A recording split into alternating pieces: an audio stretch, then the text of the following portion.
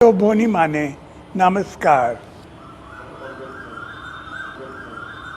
आपण बाहर को न आसिले कोरोना आपण घर को जीव नाई। यही परिप्रेक्षी रे आपण मानकु मोर किछि निवेदन। एक, घरे रहंतु, जरूरी काम न थिले बाहर को जांतु नाई। दुई, जेते बेले भी बाहर को जाउछंती मुहरे मास्क निश्चय लगांतु। ठीक ठाक मास्क लगाइले कोरोना संक्रमण 90% कमिजिब।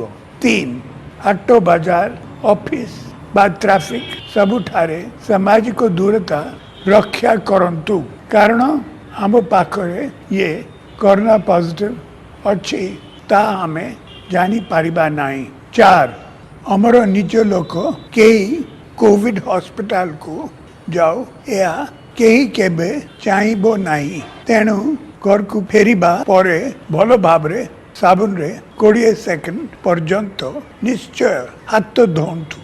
5, 65 वर्षरु अधिक बयसर लोक, गुरुतर रोगरे पीड़ित लोक, गर्भवती महिला एवं 10 वर्षरु कम बयस पिला को केबे भी बाहर को छाड़ंतु नहीं। जीवन और जीविका दुईटी जाक आम पाई गुरुत्वपूर्ण। आमे सुस्थ रहिले जीविका आगो को बढ़िबो।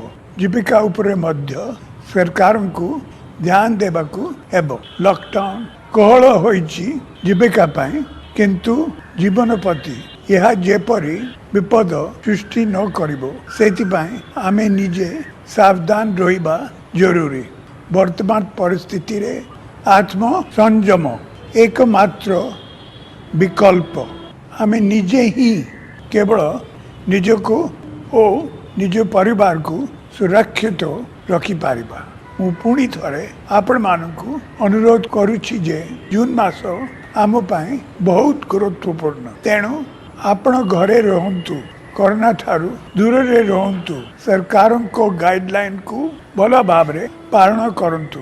2 मास रु अधिक समय हैला लॉकडाउन रे आमे समस्ते जो त्याग करिछे ताकू केबे भी विफल हेबाकू देबा नाही। सरकार लॉकडाउन बा शटडाउन थाऊ बा न थाऊ, आमे जदि आम पिला छुआ पापा माँ को कथा चिंता करी सेल्फ लॉकडाउन रे रहिबा, तेबे आमे निश्चय ए युद्ध जीतबा। वंदे उत्कल जननी।